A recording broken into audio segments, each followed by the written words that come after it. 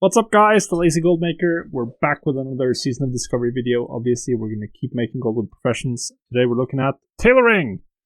And tailoring, well, it's another armor profession. And what do you craft? You craft cloths. So you're going to craft to spellcasters of various types, either damage dealers or healers. And obviously, if you have high spell power stats, often cloth can be really good.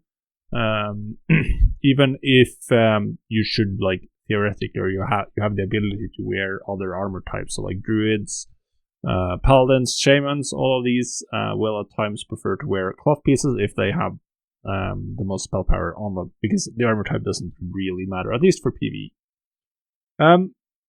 So obviously, typically at low level, there aren't that many spell power pieces, and that's typically an issue for casters, but Blizzard has sort of, well, they've added a bunch of new recipes in Season of Discovery, so now we have a bunch of level 24, 25 items with spell power on them.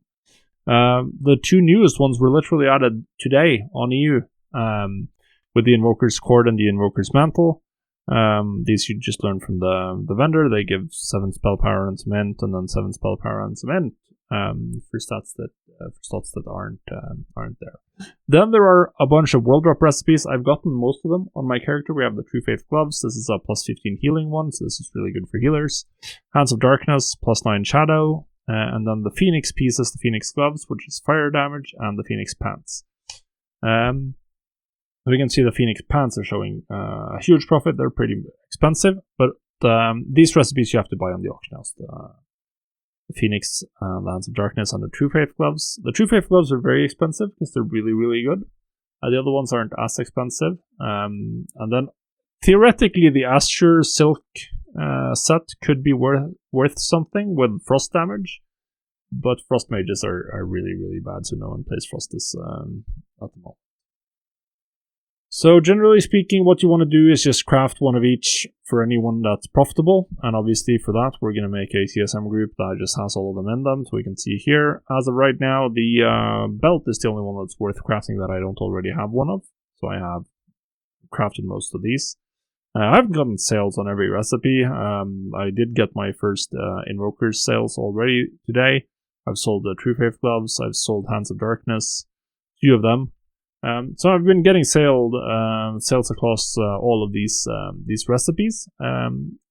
They sell a little bit slower than the mail gear, is what I've found so far. That might also just be an effect of me just not reposting as often on this character as I do on my other one. But we'll see how it goes, essentially. Another issue is that today, because the new recipes were added today, silk cloth spiked up in price. So right now it's a little bit expensive to restock.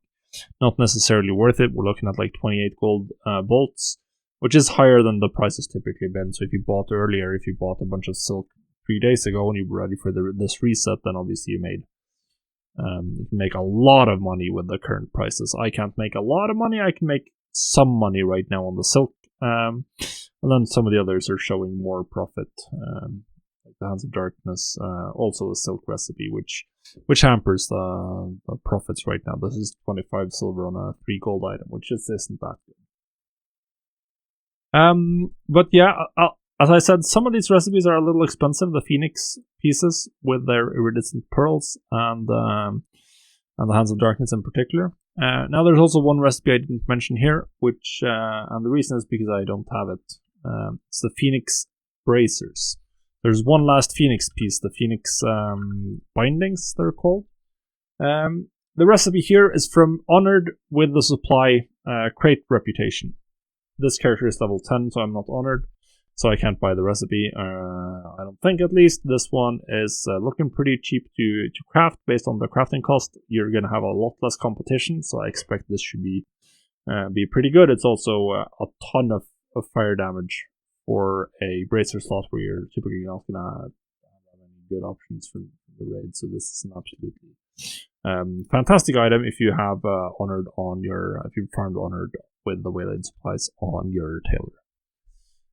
So yeah, that's it. These are the gearing options, which is what we're focusing on in these videos right now, like gear. There are obviously a couple of other methods you can theoretically make gold with tailoring. I found that the bags are just not worth it. It's too competitive. Like, there's a little bit of profit to be made, but I don't think they're particularly worth it. And then I've already covered enchanting shuffles, which is the other like main way you can use tailoring to make gold. So yeah, go grab the TSM settings. They're linked in the video description. Go to town and have fun.